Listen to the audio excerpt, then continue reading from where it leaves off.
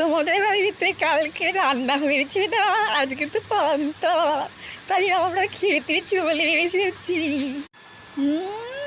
পান্তা খেতে চলে এসেছি। পান্তা খাওয়া বললেই খাওয়া। আমি সব খেয়ে নেব, কিচ্ছু দেব না। গুষ্টি ধরে চলে এসেছে আমাদের বাড়ি পান্তা খেতে। হ্যাঁ হ্যাঁ মাসি, আপনি একদম ঠিক কাজ করেছেন। এসেছেন, খুব ভালো হয়েছে, আমরা খুব খুশি হয়েছি। কে এসেছে বৌমা? ও, আমার বোন এসেছে। ও, এসেছিস, খুব ভালো হয়েছে। আয় ভেতরে আয়।